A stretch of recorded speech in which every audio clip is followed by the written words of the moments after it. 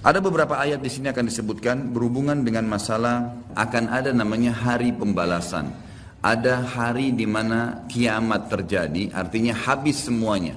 Semua yang kita lihat dan kita tidak lihat di langit, di bumi, di kedalaman lautan, semuanya akan habis. Ada saatnya di mana ajalnya datang, semuanya akan hancur dan terjadilah kiamat. Kiamat ini akan terjadi bila diikuti dengan beberapa tanda-tanda sebelumnya, baik tanda-tanda kecil ataupun tanda-tanda besar. Jadi tanda-tanda kiamat itu ada besar, ada kecil. Tentu kalau tanda-tanda kiamat kecil banyak sekali, banyak sekali. Di antaranya hadis riwayat Muslimnya juga yang berbunyi, kata Nabi SAW, hitunglah 6 tanda-tanda kiamat, ini kecil. Lahirnya aku, diutusnya aku dan meninggalnya aku. Berarti sudah ada 3 dan sudah terjadi. Kemudian akan tersebarnya ya, penyakit taun, dan ini sudah terjadi zaman Umar radhiyallahu anhu. Terbebasnya Palestina di zaman Umar radhiyallahu anhu, gitu kan. Kemudian pembebasan negeri Persia terjadi di zaman Umar radhiyallahu anhu. Berkumpul semua itu. Jadi 6 tanda-tanda ini sudah kelihatan semuanya. Tanda-tanda kiamat yang kecil sudah terjadi, ada yang sedang terjadi sekarang dan ada yang belum terjadi. Kalau yang sedang terjadi seperti misalnya hadis Nabi SAW yang berbunyi, tidak akan terjadi kiamat sampai orang-orang mengganti nama-nama minuman keras dengan nama-nama lain. Contoh, seperti sekarang misalnya menggantinya dengan istilah-istilah lain.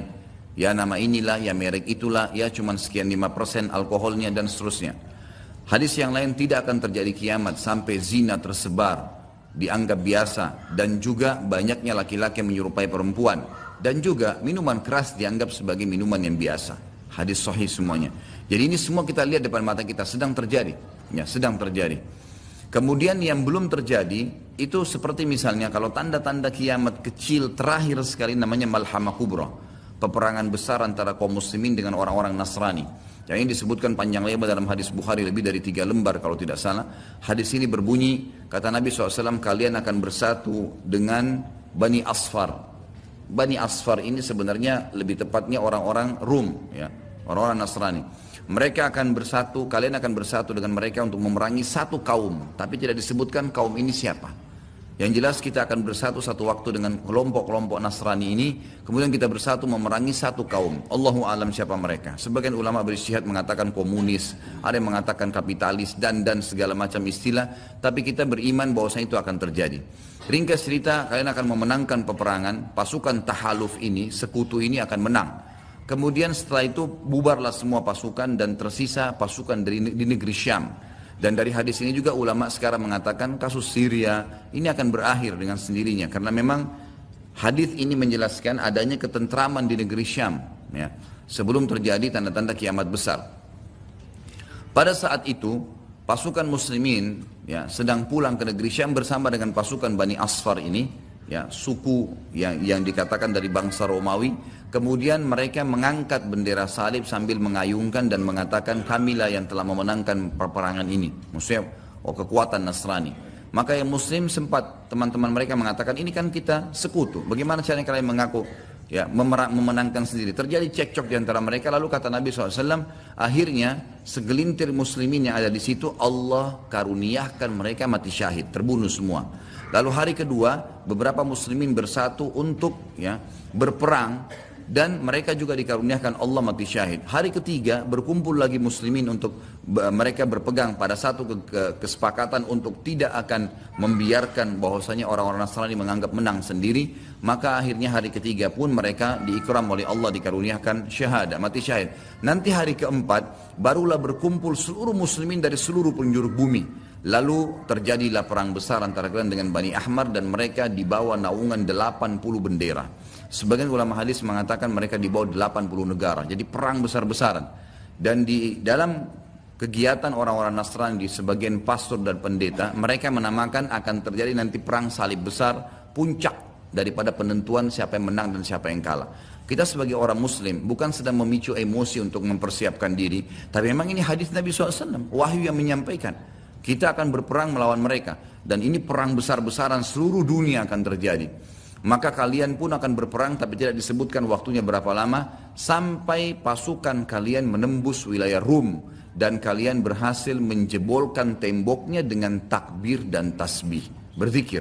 Dan tembok ini sebagian ulama mengatakan adalah Vatikan. Karena memang satu-satunya markas orang-orang Nasrani yang menggunakan pintu gerbang. Kalau dibuka dianggap ada sebuah keputusan penting, kalau ditutup berarti sudah segala macam ya yang mereka kultuskan sekarang.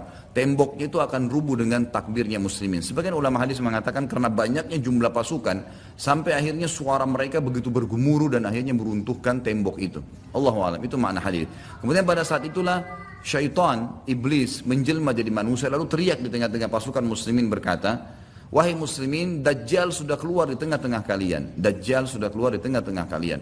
Maka teriakan ini membuat pasukan muslimin, mereka tahu benar pada saat itu hadis Nabi SAW yang berbunyi, diriwayatkan Imam Bukhari Muslim, kalau kalian dengarkan Dajjal keluar di satu lokasi, maka selamatkanlah diri kalian walaupun ke gunung-gunung. Gitu kan. Janganlah seseorang dari kalian berkata imannya kuat lalu dia sengaja menemui Dajjal, akhirnya dia menjadi pengikutnya. Jadi para mujahidin tahu masalah itu. Mereka bukan tidak berani, tapi mereka mengikuti sabda Nabi SAW. Maka mereka pun akhirnya pada klub pulang masing-masing. Kata Nabi SAW, mereka pun bubar ke wilayah masing-masing. Pada saat mereka tiba di wilayahnya, ternyata Dajjal tidak ada. Itu berita dusta. Dan pada saat itulah Dajjal keluar. Pada saat itulah Dajjal keluar. Dan Dajjal adalah tanda-tanda kiamat besar yang pertama. Tanda-tanda kiamat besar yang pertama. Jadi ini akan terjadi. Ini sekaligus saya menitik beratkan, ya, tidak bolehnya sembarangan orang ngomong. Sekarang soalnya ada beberapa orang, semoga Allah berikan hidayah, menentukan tahun ya akan terjadi kiamat. Bagaimana caranya menentukan tahun? Ini tanda-tanda depan mata kita masih ada yang belum terjadi. Dan ini peperangan besar seluruh dunia. Ini nggak main-main. Ini bukan perang 1-2 hari. Ini peperangan yang besar sekali, gitu kan? Jadi Allahu alam kita masih menemukan atau tidak. Tapi yang jelas menurut tanda-tanda sekarang, kita masih ada di fase-fase tanda-tanda kiamat kecil yang sedang terjadi. Tapi kita menyampaikannya, gitu kan? Yang jelas ini sesuatu yang masih Allahu a'lam. Berapa lama? Bukankah banyak orang menebak-nebak tahun 2000 sekian akan kiamat, 2000 sekian akan kiamat. Ini semua dari mana? Kita punya kiai dan guru kita Nabi Muhammad SAW menyampaikan kepada kita tanda-tandanya ada. Sebelum terjadi tanda-tanda itu tidak akan terjadi kiamat. Kemudian kita akan masuk menjelaskan teman-teman sekalian tanda-tanda kiamat besar. Yang pertama adalah keluarnya Dajjal sebagai fitnah bagi kaum muslimin. Makanya kita dalam tahiyat membaca wa'udzubika min fitnatil masihid dajjal, dan jauhkanlah kami dari fitnahnya Masih Dajjal. Yang kedua adalah sementara Dajjal membuat kerusakan di muka bumi, maka akan keluar Mahdi. Yang kata Nabi SAW, akan keluar seseorang yang sama namaku, Muhammad bin Abdullah, dan dari keturunanku, dari kota Madinah. Jadi kan sebagian ulama hadis mengatakan ini kemungkinan dari turunan Hasan. Yang ketiga akan turun Nabi Isa alaihissalam. Pada saat pasukan Mahdi sudah sampai di masjid, ya, Menara Putih. Kemudian setelah itu, setelah Isa alaihissalam, ya, datang turun kemudian memerangi Dajjal, datang tanda-tanda hari kiamat. Yang keempat adalah Ya'juj wa Ma'juj. Dua suku yang dari anak Adam diciptakan oleh Allah Subhanahu wa taala, tapi mereka berbeda dengan kita. Mereka sangat beringas, memakan semuanya, dan mereka akan membuat kerusakan, membunuh semua yang ditemui. Kafir, beriman, tidak ada urusan. Selain mereka akan dibunuh. Ringkas cerita, mereka akan buat kerusakan dan Allahu a'lam berapa lama di situ. Dan mereka akan mati bukan dengan peperangan dengan kaum mukminin, tapi dengan doa Isa alaihissalam yang berdoa lalu Allah matikan mereka dengan satu kali mati. Kemudian Isa alaihissalam pun berdoa kepada Allah agar dihilangkan jenazah mereka karena seluruh bumi ini dipenuhi dengan jenazah mereka. Setelah berjalannya waktu, maka akan terjadi orang-orang kufur kembali kepada risalah langit.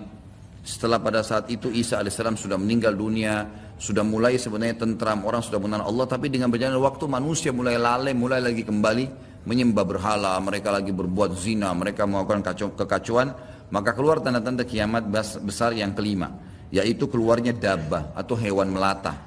Yang hewan melata ini akan keluar dari tanah, berbentuk seperti hewan tapi dia bisa berbicara dan dia membawa cap yang dia mencap orang beriman dan orang kafir. Setelah keluarnya dabbah, maka akan terjadi 6, 7, 8 sekaligus tanda-tanda kiamat ini, yaitu terjadinya longsor besar di wilayah timur, dan terjadi juga longsor besar tanda-tanda kiamat yang ketujuh. Itu adalah di Jazirah Arab dan juga terjadi di wilayah baratnya Jazirah Arab, yaitu wilayah Afrika, dan ini juga akan longsor besar, gitu kan.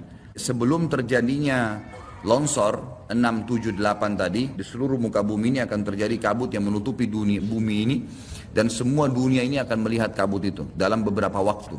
Kemudian terjadilah tanda-tanda kiamat yang selanjutnya, yang ke-9, keluarnya api dari wilayah Aden namanya, atau wilayah padang pasirnya wilayah Aden. Aden salah satu kota di Yaman. Kemudian selanjutnya akan terbit matahari dari barat sebagaimana dia biasa terbenam dari situ.